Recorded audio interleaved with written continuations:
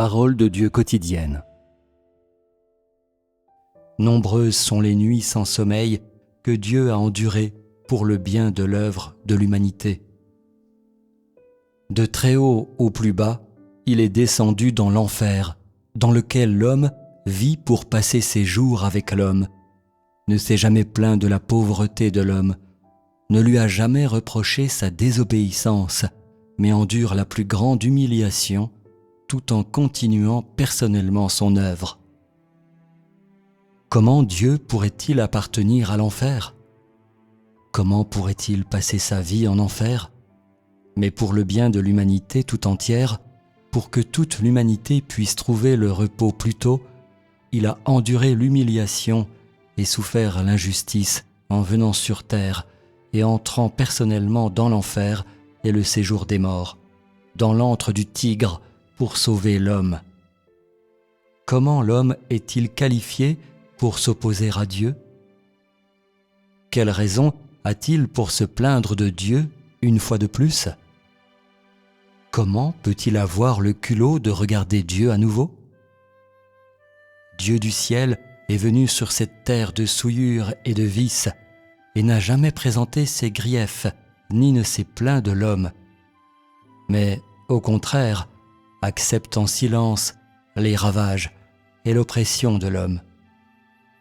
Il ne s'est jamais vengé des exigences déraisonnables de l'homme, n'a jamais fait de demande excessive à l'homme et n'a jamais fait de demande déraisonnable à l'homme.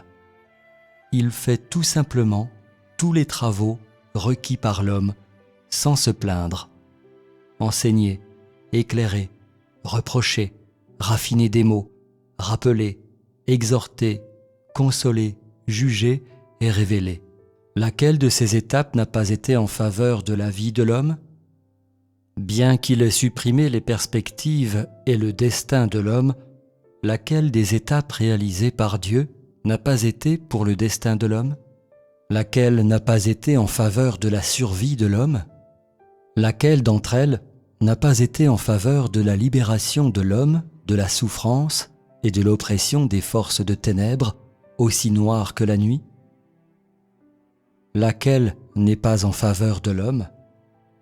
Qui peut comprendre le cœur de Dieu, qui est comme le cœur d'une mère aimante ? Qui peut comprendre le cœur ardent de Dieu ?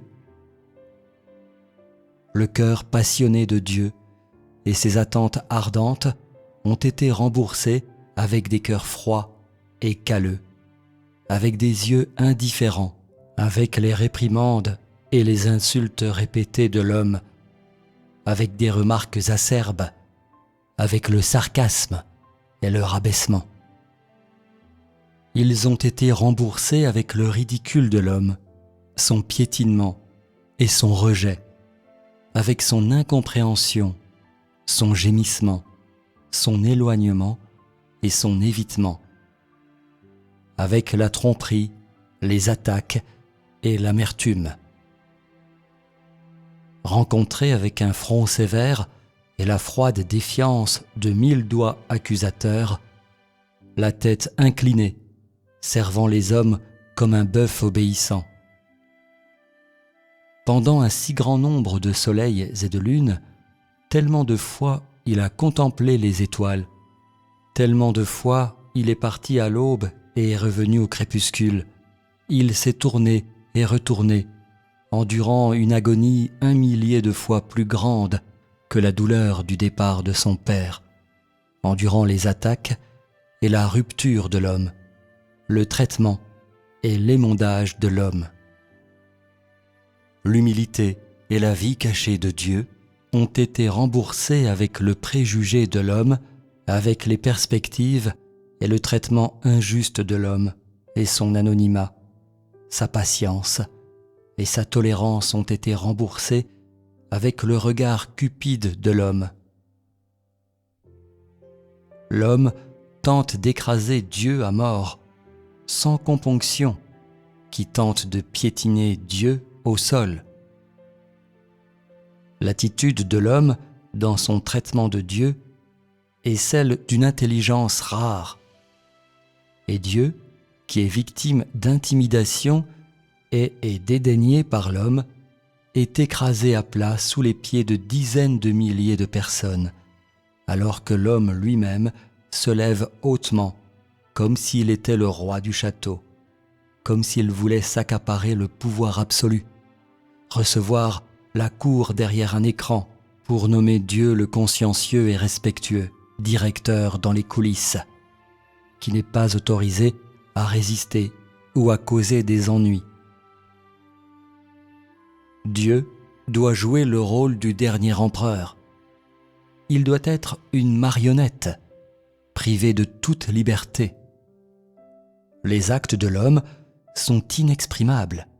Alors, comment est-il qualifié pour exiger ceci ou cela de Dieu? Comment est-il qualifié pour offrir des suggestions à Dieu?